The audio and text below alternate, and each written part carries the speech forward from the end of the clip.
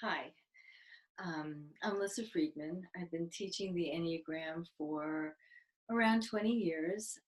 I'm accredited with the IEA, International Enneagram Association, and my year-long cohort training is also accredited with the IEA. And today I'm going to be talking about the energetics of the nine pattern. I'll also be demonstrating what the energetics look like. This is from the Embodiment tradition, which I created. So nine. Let's talk about nine a little bit, and then I'll start demonstrating. So nine is a gut point, anger, instinctual point. We think of it as avoiding anger and confrontation, and we think of it as there's many things about it which you can learn from other books and other presentations, but I'm going to really just focus on the energetics. So this avoidance is really they're kind of adapting.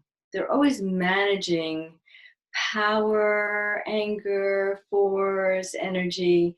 So they will lean away from something that's too intense, maybe lean into something that is very low key or neutral. So they are adapting, merging in, merging out, adjusting, adapting. Their energy moves like that. You may not notice that, like I'm showing you, but it's the energetic is pulling away from intensity or pulling towards something that feels safer or calming. Um, so this avoidance of anger. Let's talk about anger a little bit. I see anger as a flame that fills us. Um, it's for most of us. There's a pilot light, and when something occurs, the pilot light flares and becomes anger.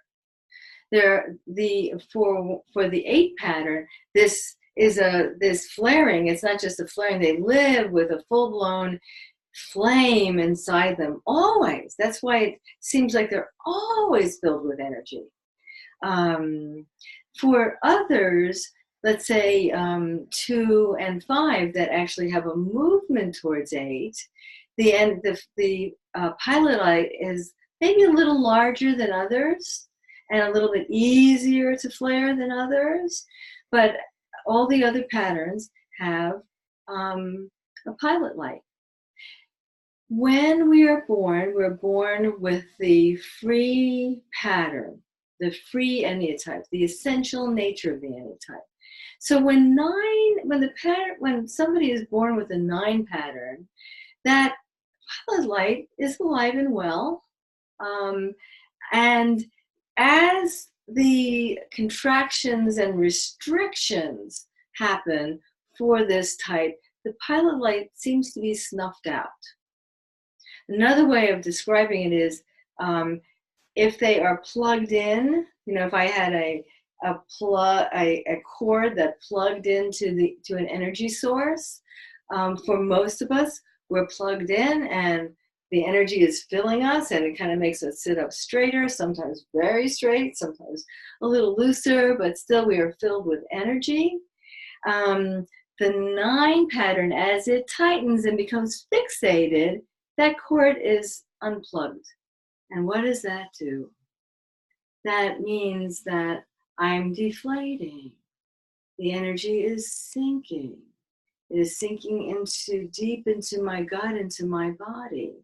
It's making me more weighted down in my hips and my thighs. And this deflation, this withdrawal of energy makes my eyes unfocused, more diffused. I don't know if you can see that in the video, but my eyes are very vague and everything is soft focused around me.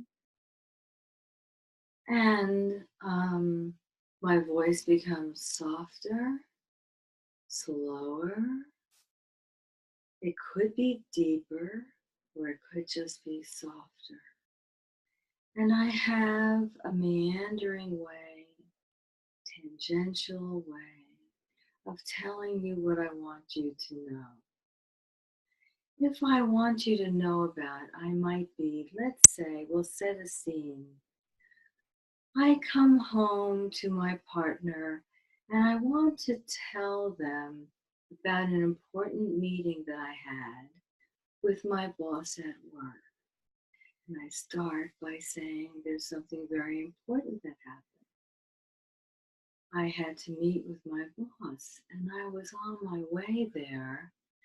And I stopped by the coffee stand to get coffee and I met Lou.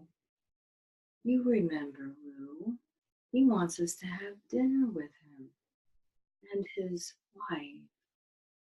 How do you feel about that? I'm not actually sure if we have anything scheduled. Nice to see Lou though. I like him. Oh, was I going to tell you about something? Oh, yes, that's right, my boss. So that's what happens. And really, I just cut it short, but I might meander around a little bit and then finally get there and tell you what happened. So this feeling of being unplugged, the deep knot of this pattern is why this happens. The deep knot, which becomes more evident and obvious as this being becomes more fixated.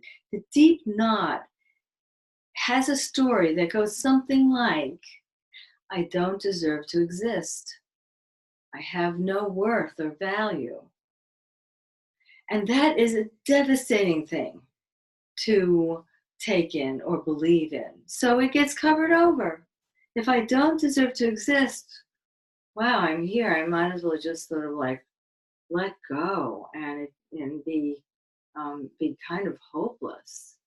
But I'm not aware of that because I become very comfortable and I numb myself and I neutralize everything else. So if something is too intense, I might say, oh, you could just calm that down. It's not good to be that excited. If somebody is too down, I might say, oh, come on, things aren't so bad. You can look at it differently. So I'm always managing energy. I'm managing power. I'm managing anger, intensity.